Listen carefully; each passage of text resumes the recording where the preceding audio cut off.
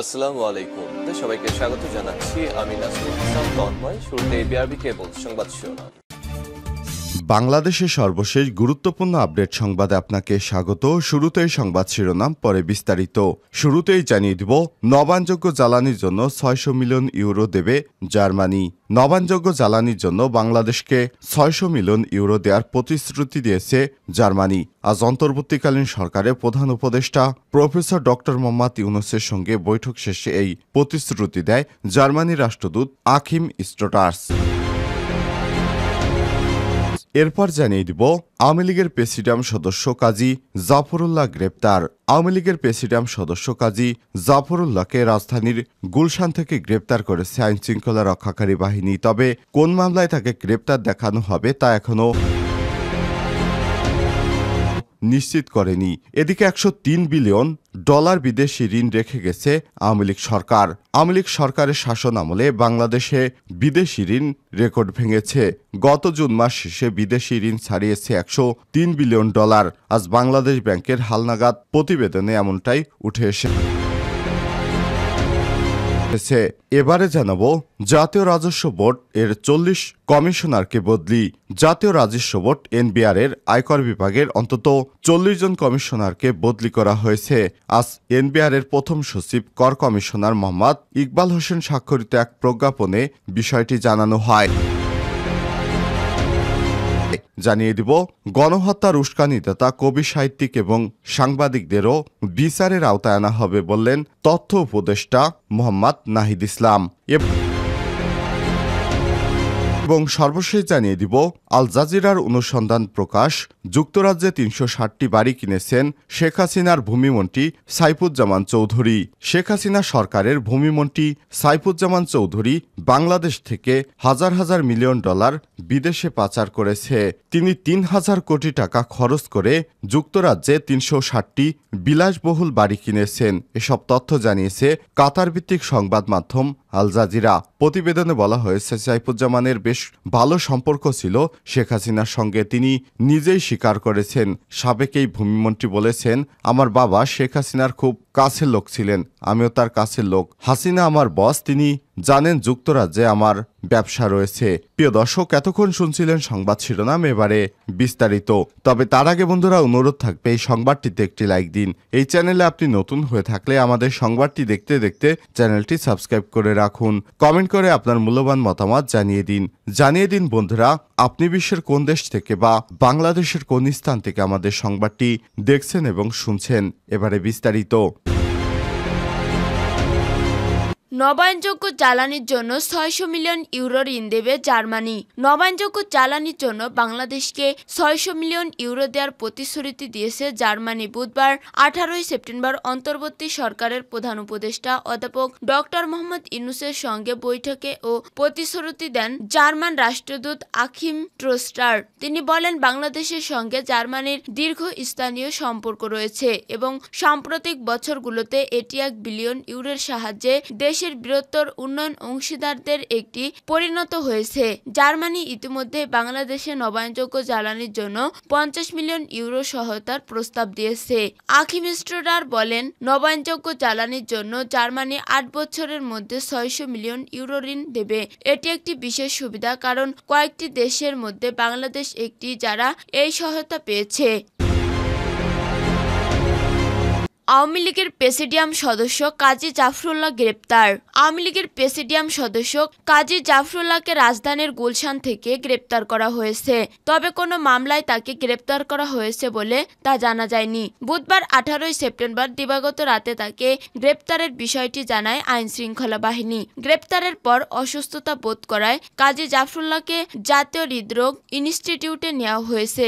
২০০১ সালের জাতীয় সংসদ নির্বাচনে আওয়ামী লীগের মনোনয়নে ফরিদপুর ৫ আসন থেকে সংসদ সদস্য নির্বাচিত হন কাজী জাফরুল্লাহ। পরবর্তীতে ২০১৪ ও ২০১৮ সালে ফরিদপুর ৪ আসনে নৌকা প্রতীক নিয়ে স্বতন্ত্র প্রার্থী মজিবুর রহমান চৌধুরী নিক্সনের কাছে হারেন তিনি।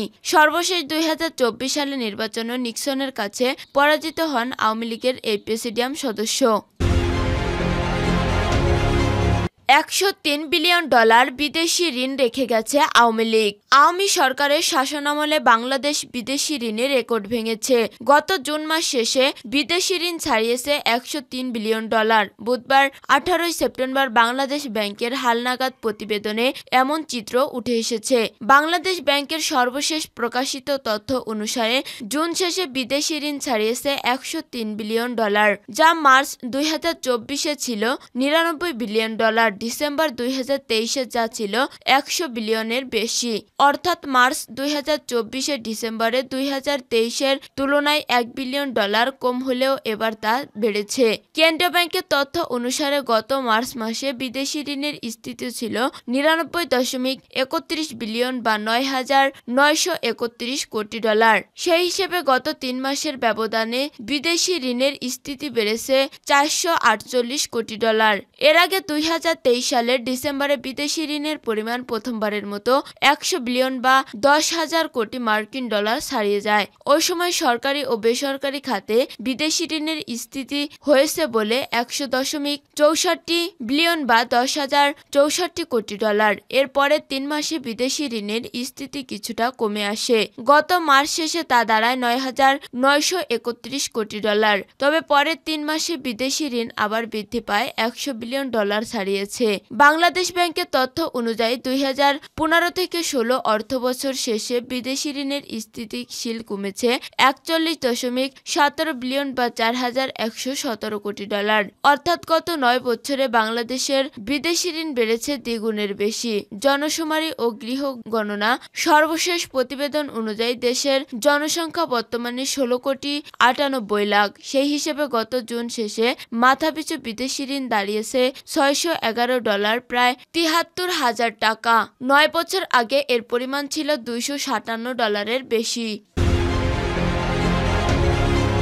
জাতীয় রাজস্ব বোর্ডের 40 কমিশনারকে বদলি।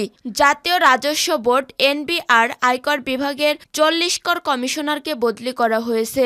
বুধবার 18 সেপ্টেম্বর এনবিআর এর প্রধান সচিব কর প্রশাসন মোহাম্মদ ইকবাল হোসেন স্বাক্ষরিত এক প্রজ্ঞাপনে এই তথ্য জানানো হয়েছে। এতে বলা হয়, বিবিসি কর ক্যাডারে নির্মিত বর্ণিত কর্মকর্তাদের পুনরাদেশ না দেওয়া পর্যন্ত তাদের নামের পাশে বর্ণিত কর্মস্থলে বদলি অথবা পদায়ন করা হলো। প্রজ্ঞাপনে আরও বলা হয়, রাষ্ট্রপতির আদেশক্রমে এই আদেশ অবিলম্বে কার্যকর করা হবে। গণহত্যায় উস্কানিদাতা কবি, সাহিত্যিক, সাংবাদিকদেরও বিচারের আওতায় আনা হবে। অন্তর্বর্তী সরকারের তথ্য সম্প্রচার উপদেষ্টা নাহিদ ইসলাম বলেছেন, যারা জনমত তৈরি করে গণহত্যার পক্ষে পরোক্ষভাবে কাজ করেছেন এবং গণহত্যার জন্য উস্কানি দিয়েছেন তাদের অবশ্যই বিচারের আওতায় আনা হবে। কেবল সাংবাদিক, সাংস্কৃতিক ব্যক্তিত্ব ও কবি পরিচয়ে কেউ রেহাই পাবে না বলে মন্তব্য করেন তিনি। আজ বুধবার দুপুরে সচিবালয় তথ্য মন্ত্রণালয়ের সম্মেলন কক্ষে আয়োজিত এক সংবাদ সম্মেলনে সাংবাদিকদের প্রশ্নের জবাবে নাহিদ ইসলাম একথা বলেন। নাহিদ ইসলাম বলেন, কবি, সাহিত্যিক, সাংবাদিক ও সাংস্কৃতিক ব্যক্তিত্বের মধ্যে যারা বিভিন্ন লেখনী ও মতামতের মাধ্যমে ফ্যাসিবাদের সঙ্গে জড়িত ছিলেন কিংবা গণহত্যায় উস্কানি দিয়েছেন তাদের অবশ্যই বিচারের আওতায় আনা হবে। সাংবাদিকদের বিরুদ্ধে করা মামলা সম্পর্কে আরেক প্রশ্নের জবাবে নাহিদ ইসলাম বলেন, মামলাগুলো সরকার করেছে না, জনগণ তাদের জায়গা থেকে করেছে। অনেক ক্ষেত্রে ব্যক্তিগত শত্রুতার জায়গা থেকেও মামলা করা হচ্ছে। সেই জায়গা থেকে আমরা নির্দেশনা দিয়েছি এবং আশ্বস্ত করছি যে এই মামলাগুলো দ্রুততম সময়ের মধ্যে পর্যালোচনা করা হবে। তদন্ত করে কারো বিরুদ্ধে অভিযোগ সত্যতা প্রমাণিত না হলে তাকে মামলা থেকে রেহাই দেওয়া হবে। তথ্য মন্ত্রণালয়ের গুজব শনাক্তকরণ সেল সম্পর্কে জানতে চাইলে নাহিদ ইসলাম বলেন, আমরা ফ্যাক্টরি চেকিং নিয়ে বিভিন্ন অংশীজন ও মিডিয়ার সঙ্গে কথা বলছি। কিভাবে ফ্যাক্ট চেকিং বিষয়টি আরও শক্তিশালী করা হবে সেটি নিয়ে ভাবছি। একটি ফ্যাক্ট চেকিং সেল করা পরিকল্পনা রয়েছে জানিয়ে তথ্য উপদেষ্টা বলেন, সামাজিক যোগাযোগ মাধ্যমে যাতে এ ধরনের গুজবের সত্যতা যাচাই করে মানুষের কাছে সত্য তুলে ধরা হয়, যাতে মানুষ গুজব ও মিথ্যা প্রবাহিত না হয়, সেজন্য আমরা ফ্যাক্ট চেকিং নিয়ে ভাবছি।